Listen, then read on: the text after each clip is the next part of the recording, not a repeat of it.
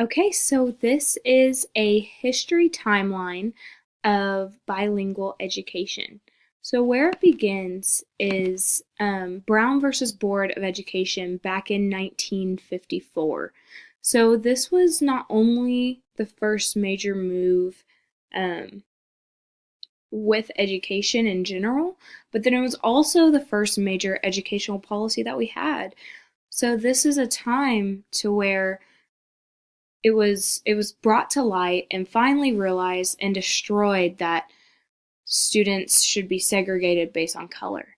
So they were finally able to be in the same classroom. It was unconstitutional to be separate and to separate them based solely on color.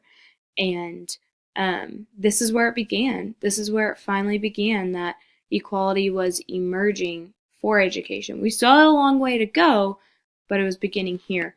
So we move on 4 years later when the National Defense Education Act of 1958 was brought to light. So this was a policy that was introduced after Sputnik. So the US realized that the Soviet Union was moving up on us and that we were kind of falling behind. And so, of course, the US did not want that to happen and would do anything to make sure that it did not continue. So we developed this act, the National Defense Education Act. So finally, we were intensifying mathematics and science and our foreign language instruction. And we were doing this in order to strengthen our education system and in order to make that greater and better than any other country. So now we're on to the Civil Rights Act of 1964. So finally, it was banned. The discrimination of race, sex, and national origin in public, it was banned. It was done for. And finally, we were a step closer to equality again. We're just moving our way up. But it was realized that, and even though that this did not pertain necessarily to bilingual education, this was a huge step in the right direction for bilingual education because we were finally again moving towards equality. So this is going to include all over our our country that we cannot discriminate against anyone in public, and we shouldn't anyway. But in public, we should not discriminate of race, sex, and national origin, whether that be jobs, whether that be in school or anywhere else. We should be equal, and this is what got us a huge step. This was a ginormous step. So moving on a year later to when we had the Elementary and Secondary Education Act of 1965. So this policy addressed the educational needs of children who are in low-income homes, who are in poverty. And not only does this pertain to those students from low-income families, but it also helped funds for students or schools that are in low-income areas. Just, again, all about equality. We're trying to get the same education across the board, whether you have money or whether you don't. That should not limit you on the education that you're receiving. So, yes, 3 years later, we have the Bilingual Education Act. Huge step. One of the biggest and one of the first steps for bilingual education. Lyndon B. Johnson was our president during this time. And this helped provide fundings to plan programs and also develop those bilingual education programs. But they also had to pay for training for the teachers to fully equip them to teach these children. So the funds also went to that. And then the downfall of this, though, that I found, and I don't necessarily understand why they limited it to these students, but in order to qualify for these programs, children had to be from low-income families, which, again, doesn't really make sense to me because you could be wealthy and not speak English and need that education, but you're not getting it because you have money and you're not from those low-income families.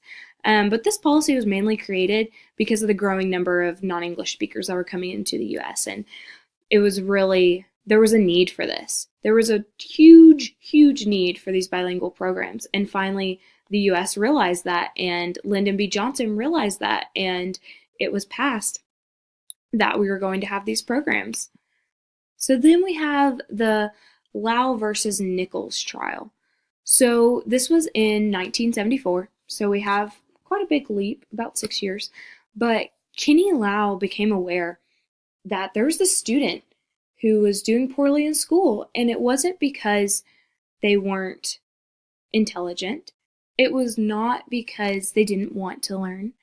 They were doing poorly in school solely because they could not speak English. And then Lau realized that this student probably is not alone. The student is not the only one, and that there's a gap in our education system. There's a huge gap in our education system. So after Lau fought, he won this fight, and the growth of bilingual education took off. This is when we had real programs that were mandatory for schools that took off. So yes, so we have our Equal Education Opportunity Act passes. So we have a little bit of a gap between Lau. This is also in 1974, but the discrimination of faculty, staffs, and student was completely banned. That could not happen. That was no longer a thing. Every child would have the same learning conditions and will have equal education. Finally, these children have equal opportunities to learn, an equal education that they can dive into. And this is another huge step. So then we go back to Lau and his remedies. So this was in 1975.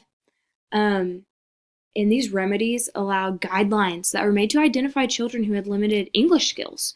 So there could have been a possibility that a teacher may have thought that this child had a learning disability or anything along those lines, but no, Lau finally had guidelines to identify, okay, this children cannot speak English, this children needs help in learning English, and this is why they are not learning the way that I believe they can.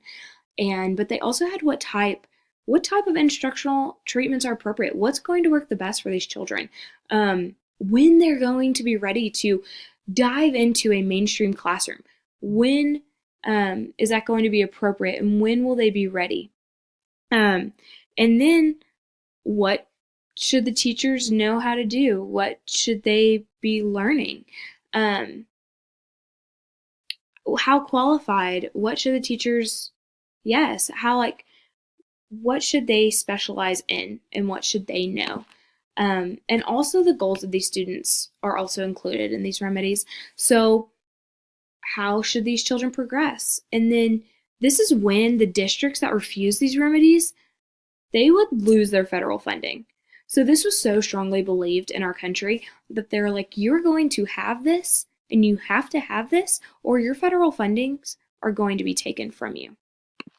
So then the Castandas versus Pickard.